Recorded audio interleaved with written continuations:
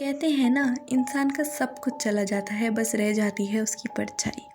तो कैसे हैं आप लोग? इंडियन फिल्म हिस्ट्री से मैं हूँ मानसी और मैं फिर से आई हूँ एक नई कहानी लेके। इस कहानी का शीर्षक है ब्रीथ। तो देर किस बात की, चलिए शुरू करते हैं। ये कहानी कुछ इस तरह चालू होती है कि सुबह सुबह आभा सब्रवाल अपने पति अविनाश को बोलती है कि जाइए और अपनी बेटी को उसकी दोस्त की बर्थडे पार्टी में छोड़ के आइए। अविनाश एक अच्छा पिता होने के कारण सिया को लेकर जाता है और उसके पास में ही एक कैफ़े में जाके अपना काम करने लग जाता है।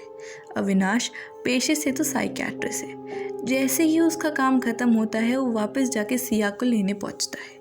वो जैसे ही जाता है वो देखता है कि सिया कहीं नहीं है। वो ज़ोर ज़ोर से चिल्लाता है, ढूंढता है, पर उसको सिया नहीं मिलती।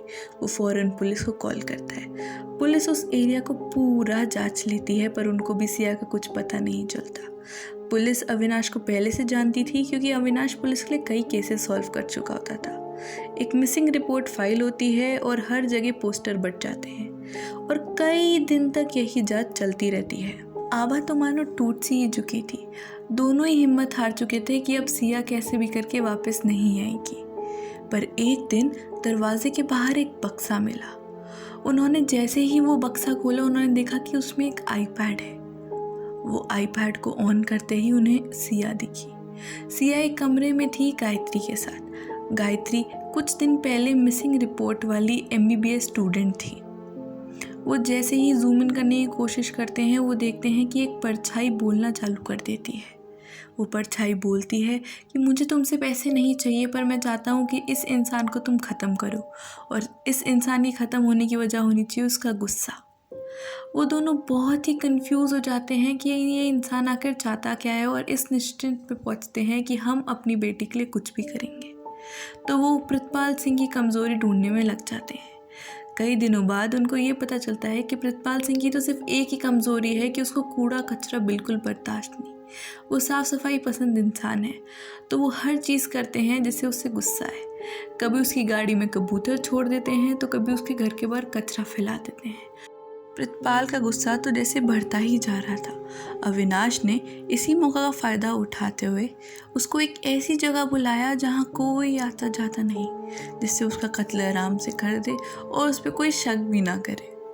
प्रितपाल को उसने ऐसी मौत दी जो वो खुद भी नहीं सोच सकता। उसने प्रितपाल को जिंदा क्रेन के नीचे कुचल दिया।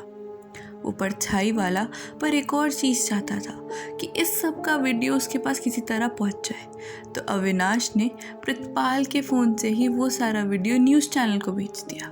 वो जैसे ही घर लौटा वो एकदम डर सा चुका था, क्योंकि किसी का कत्ल करना इतना आसान नहीं था, किसी की मौत अपने हाथ लिखना इतना आसान नहीं था। उसने ये सब किया सिर्फ अपनी बेटी सिया के लिए। क्या ये सब जायज़ है? क्या ये सब सही है? इतनी बेरुखी से मारने के बाद ये केस चला गया क्राइम ब्रांच के पास। इस केस का इंचार्ज बनाया गया कबीर सावंत को। कबीर सावंत वैसे तो बहुत ही होनहार इंस्पेक्टर थे, पर उनकी लाइफ बहुत ज़्यादा कंट्रोवर्शियल रही है। उन्होंने अपने प्रीवियस केस में एक लड़की को अपाहिज तक कर दिया था। इस कारण वो जेल भी गए थे। तो जैसे ही जेल से लौटे और दिल्ली पहुँचे, उस लड़की मेघना से भी मिलने गए, पर ना हिम्मत जुटा पाए माफ़ी मांगने की और ना ही हिम्मत जुटा पाए उससे बात करने की। फिर उनको इस केस के बारे में पता चला। वो फ़ौरन पुलिस डिपार्टमेंट जा पहुँचे और जब उन्होंने इमेजेस देखी क्राइम सीन की तो उन्होंने देखा कि प्रितपाल का एक पेन गायब है। उन्हें लगा कि उस क्राइम सीन में ही कहीं वो पेन होगा और उस पेन पे होंगे फिंगरप्रिंट्स कातिल के। वो फटाफट से वहाँ भागे और ढूंढने लग गए वो पेन।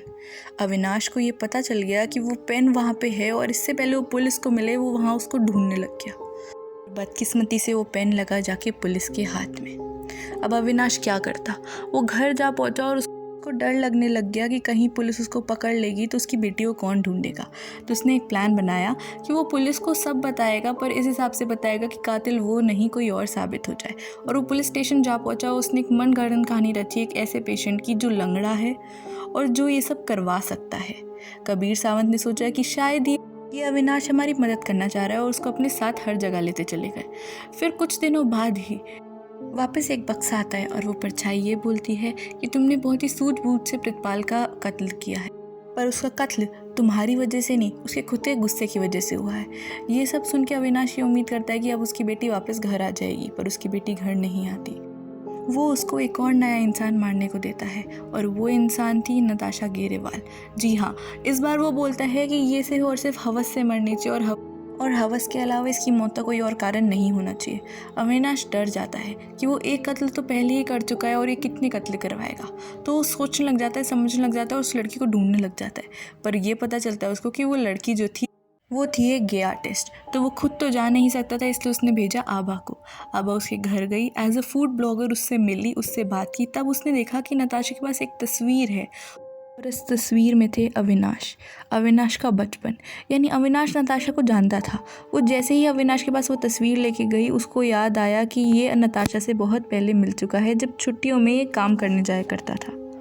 अविनाश साइकियाट्रिस्ट होने के बाद भी उस परछाई का कोई मकसद नहीं समझ पा रहा था।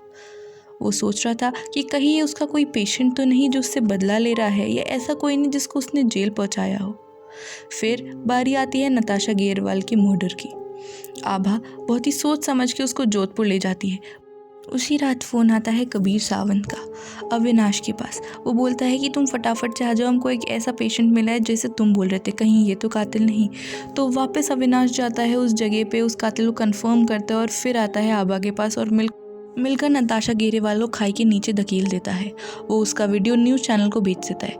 लोग डर जाते हैं, न्यूज़ चैनल्स वाले डर जाते हैं कि इतनी बेरुखी तरीके से मौत कोई कैसे दे सकता है।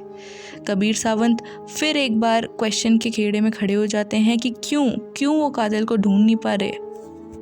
कहीं उनसे कोई भूल तो नहीं हो रही, कहीं वो कोई गलती तो नहीं कर रहे। कबीर सावंत अविनाश को अपने साथ जोधपुर लेके चले जाते हैं और उस होटल में लेके जाते हैं जहाँ पे नताशा रुकी हुई थी। वो देखते हैं कि कहीं ना कहीं कोई ना कोई एविडेंस तो मिलेगा, और उन्हें मिली वो बॉब बेरी की लिप बाम। वो बॉब बेरी की लिप बाम थी आभा की और उस पर थे उसके फिंगरप्रिंट्स। अविनाश फिर से पागल हो जाता है कि कैसे भी करके ये फिंगरप्रिंट्स वहाँ नहीं जाने चाहिए। तो वो एक मेडिकल स्टोर पर रुकता है और सर दर्द की दवाई लेने के बहाने वो लिप बाम खरीदता है और उस लिप बाम को एक्सचेंज कर देता है। पर भूले से ही वो प्रिस्क्रिप्शन वहाँ गाड़ी में ही छोड़ जाता है।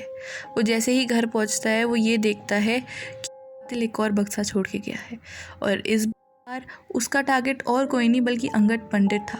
अंगद पंडित बहुत अच्छा दोस्त था अविनाश का कॉलेज के टाइम पे। वो बहुत ही डरा सहमा रहता था। उसने उसकी बेस्ट फ्रेंड की हत्या तक की थी।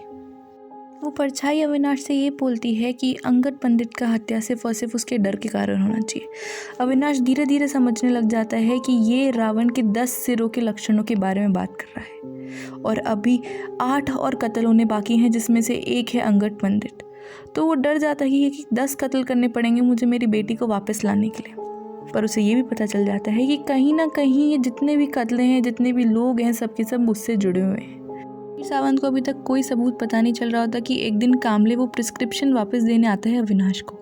वो सोचता है कि वहाँ पे घर में एक बेसमेंट है तो क्यों ना जाके बेसमेंट देख लूँ, पर उसी वक्त आभा आके सब कंट्रोल कर लेती है और कामले वापस चला जाता है। अविनाश अंगद को फॉलो करने लग जाता है और वो जहाँ पहुँचता है एक ऐसे सेशन में जहाँ वो अपने बारे में बता रहा होता है। वो जैसे ही बाहर निकलता है मेघना उससे मिलती है। मेघना बोलती है कि आप कौन, और जितने ही वो बताने वाला होता है कबीर सावंत जा पहुँचता है। अविनाश घबरा जाता है कि कबीर सावंत ने मेरे को यहाँ देख लिया तो अब मैं क्या करूँ। तो वो अंगद से जाके मिलता है। अंगद एकदम डर जाता है और उसकी पास्ट की मेमोरी याद आ जाती है कि कैसे उसने अनजाने में अविनाश के बेस्ट फ्रेंड की हत्या की थी। वो घर पहुंचता है तो सिर्फ और सिर्फ अंधेरा दिखाई देता है और वहाँ अविनाश उसको मार देता है। प्रेस वालों को तो मना किया गया था किसी भी वीडियो को लाइव करने के लिए, जिससे लोगों में डर ना फैले, पर अविनाश बहुत ज़्यादा समझदार हो जाता है। वो प्रितपाल के ही अकाउंट से वो वीडियो पोस्ट कर देता है। पर जैसे ही वो बाहर निकलता है वो देखता है मेघना उसे देख लेती है। मेघना एक चीज़ देख लेती है कि वो लंगड़ा नहीं है। उसका चेहरा तो नहीं देख पाती क्योंकि अविनाश मास्क लगा के आया हुआ था। उसके साथ होते हैं कबीर सावंत और वो कबीर सावंत को बताती है कि वो लंगड़ा नहीं है। सावंत इन्वेस्टिगेशन करने पहुंचते हैं तो वो देखते हैं कि अविनाश जो है वो अंगद को जानता था, पर अविनाश उस वक्त मुकर जाता है कि वो अंगद को नहीं जानता। कबीर सावंत का शक और बढ़ जाता है। उसके घर जा पहुंचता है और उससे पूछता है, पर तब अविनाश मान लेता है जिससे वो और ना फंसे। कबीर सावंत का शक बढ़ता चला जाता है और ये सब इन्वेस्टिगेशन करते करते वो पहुंच जाता है नैनीताल, जहाँ अविनाश पढ़ता था। वो ये सब जानता है और फिर उसको पता चलता है कि कातिल कोई और नहीं है बल्कि है क्या आपको क्या लगा मैं नाम बता दूंगी? नहीं, मैं चाहती हूँ आप लोग ढूंढे कि असली कातिल है कौन। तो फटाफट से जाइए अमेज़ॉन प्राइम पे और देखिए ब्रीथ। स्टारर वेब सीरीज़ के मुख्य किरदार हैं अभिषेक बच्चन जो कि थे अविनाश सब्बरवाल, नित्या मेनन जो कि थी आभा सब्बरवाल, कबीर सावंत जो कि थे अमित साध, सिया सब्बरवाल जो इवाना कौर, मेघना जो कि थी प्लबिता बोर ठाकुर। इसको डायरेक्ट किया है मयंक शर्मा ने।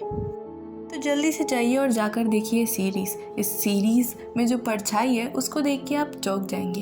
अभिषेक बच्चन स्टारर ये सीरीज़ फुल ऑफ सस्पेंसेस है और आपको मज़ा भी बहुत आएगा। चलिए विदा लेती हूँ मैं, फिर मिलूँगी एक नई कहानी के साथ।